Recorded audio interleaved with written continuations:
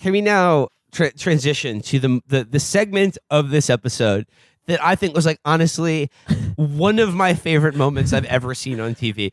This is the section in Paris where they go to study at a clown college. Clowning around. And she's like, okay, Hillary introduces it by saying, Paris is the world-renowned home of clowning. Okay, but I'm not talking about the segment where they're actually doing like clowning and they put like red noses on. They do pratfalls and slapstick or whatever.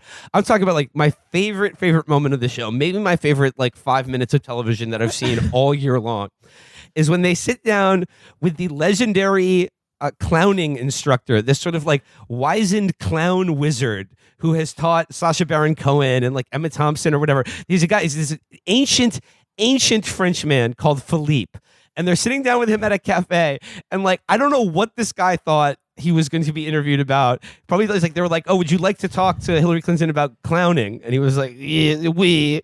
And then they sit down. This guy's like hunched over this old wizard, and they're like, "You're one of the greatest clowns of all time." But like, what is it like? How can you be a clown? I'm like, what do you think about clowning for women? And he's like, "Clowning is very dangerous for the women."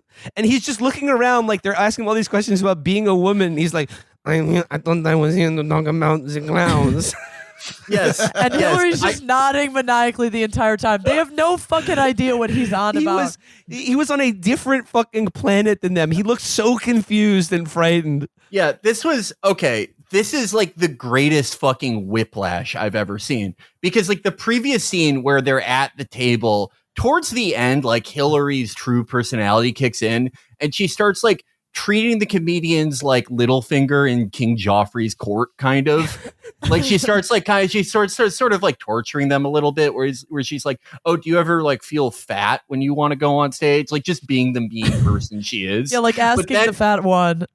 Yeah, and then I'm sure people call you a towel head when you get on stage.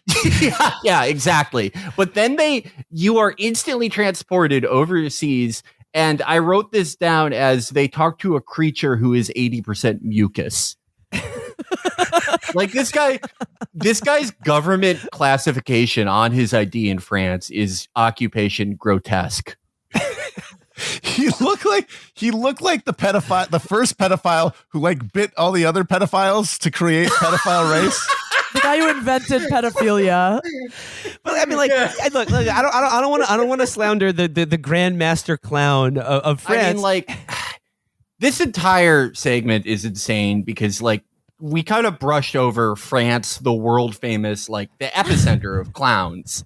Like, I don't think clown that's capital. The first time. I thought Washington D.C. was the clown capital, but But it's like this like the clown expert. I don't know who found him. Presumably, whoever that is getting like they went under a bridge. Yeah, They answered 3 of his questions, his riddles, when they brought him into town on a fucking giant portobello mushroom. They're plying him with mulled wine and pipe weed. Yeah, like large gold coins in a sack. I was imagining like the movies that guy must have been in France in his prime, and I just like probably half of them take place in the Holocaust. Probably like half of them.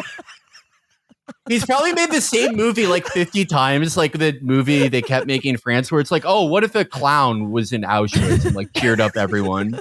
It's like just like some weird, like weirdly like pro Vici movie where like after the post credit scene is like the concentration camp guards.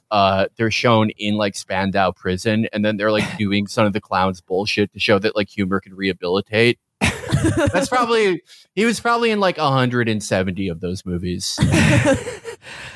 I cannot stress enough though, just the visual gag of Philippe the clown wizard hunched over, eyes darting around in absolute terror, sitting at a cafe being asked questions that have nothing to do with clowning.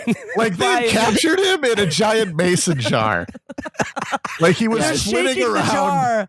He was flitting around a flower, right? and they just got him in the mason jar. Now he's just terrified. They got to put a leaf in there. They did not poke enough oxygen holes in the lid. No, it shows like how like just nothing the premise is, how just empty all of this is. Yeah, the fact that you can get, the fact that you can get like a once respected clown with Alzheimer's and like have Hillary. Are we and talking Chelsea Hillary Clinton, folks? Just have that. That you have this like horribly like confused man, this poor man who just like wants to talk about the time that he like stuck his seltzer spray down Mata Harry's pussy, and like nothing to do with the premise of like how like women brave women, gutsy women, brave outfit, brave children, pregnancy brave womb endometriosis. That you can just say all the shit that Hillary says to like everyone she encounters, and it still feels like more or less the same as every other segment, you know? It's all interchangeable. Yeah.